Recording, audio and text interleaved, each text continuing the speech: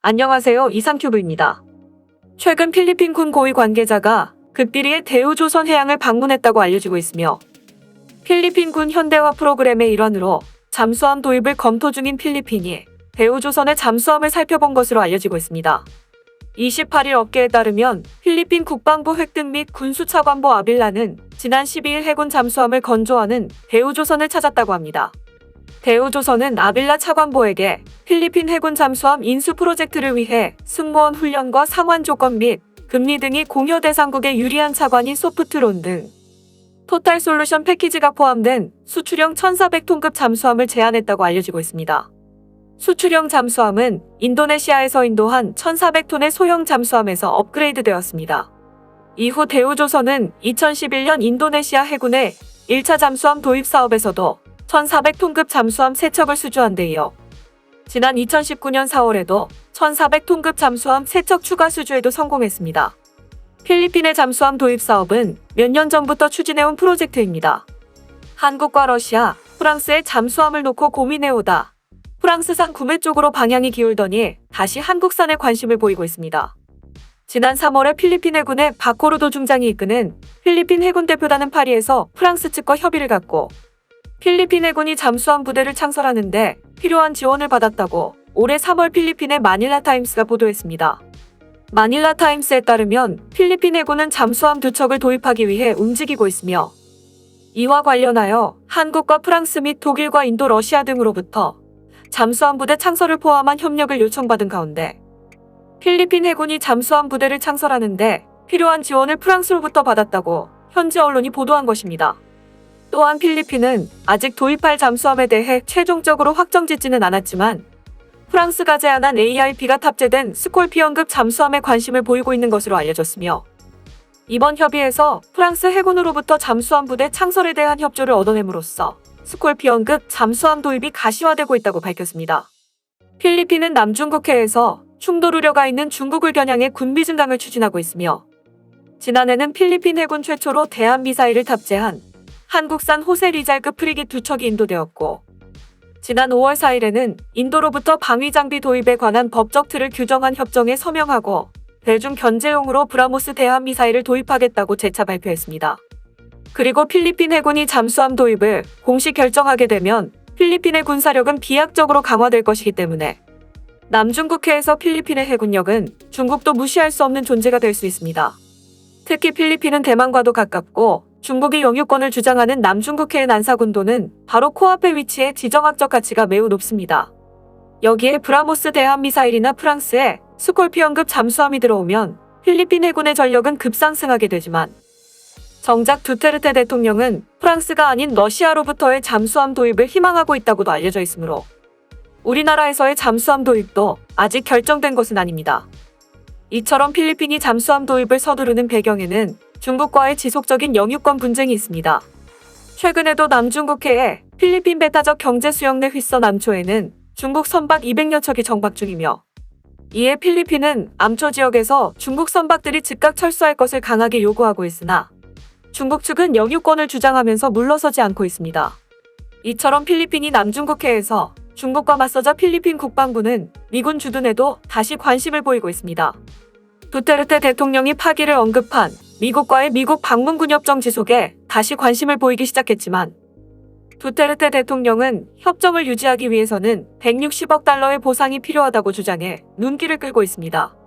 두테르테 대통령은 지난해 2월에 필리핀군과의 공동훈련과 인도적 임무로 파병된 미군을 필리핀 내에 수용하는 미국 방문군 협정의 폐기를 미국에 통보했으나 신종 코로나 바이러스와 미국과 중국 간 긴장 상태가 고조되자 두테르테 대통령이 지시했던 협정 파기 과정은 중단됐고 이달 들어 델핀 로렌자나 필리핀 국방장관 주도로 양국이 협상을 다시 시작했습니다. 하지만 두테르테 대통령은 지난 3월 12일 필리핀 공군의 행사에 참석해 미국이 VFA의 지속을 바란다면 지불이 필요하다라고 말해 큰 주목을 끌었지만 필리핀의 정계 인사로부터는 비판이 쇄도하기 시작했으며 필리핀의 한 상원 의원은 대통령의 발언은 매우 부끄러운 것으로 미국에게 공갈국가라는 이미지를 줄 수도 있다라고 말했으며 필리핀의 싱크탱크 역시 두테르테 대통령이 VFA에 대해 어떤 결정을 내려도 좋지만 미국과의 우정에 가격을 붙이는 것만은 잘못한 것이라고 지적하고 있습니다. 그러나 미국의 대변인은 지난 3월 16일에 두테르테 대통령은 협정을 계속하기 위한 보상을 원하고 있으며 미국이 이런 요구에 응하지 않을 경우 협정이 종료될 수도 있다고 말했습니다. 또한 두테르테 대통령의 요구가 공갈에 해당할 수 있다는 비판에 대해서도 VFA의 보상을 요구하는 것은 필리핀인의 이익을 지키기 위한 것이며 미국이 보상을 하면 신형 코로나 바이러스에 대한 대처와 사회 서비스에 필요한 자금의 재원이 될 것이라고 반박했습니다. 하지만 가장 중요한 것은 VFA 지속의 보상이 얼마나 필요한지에 대해 백악관 대변인이 구체적인 액수를 언급한 점입니다. 필리핀은 미국 방문군 협정에 따라 미군의 주둔 외에도 군사시설에 대한 접근권을 부여하고 방위협력 강화 협정에 따라 미군의 장비 배치도 허용하고 있지만 그 대가로 받은 대외 군사원조 액수는 다른 나라의 군사원조 액수에 비하면 매우 적은 액수이고 최소한 필리핀은 파키스탄에 대한 원조 액수와 비슷한 액수를 받아야 한다라고 백악관 대변인이 설명한 것입니다. 이 얘기를 구체적인 금액으로 설명하면 2001년에서 2017년 사이에 필리핀은 미국으로부터 총 39억 달러의 대외 군사 원조를 받았지만 같은 기간 아프가니스탄은 미국으로부터 978억 달러를 받았고 파키스탄도 160억 달러를 받은 것으로 알려져 있어 미국의 대외 군사 원조에서 필리핀은 불공평한 대우를 받고 있다는 것을 말하고 있는 것입니다.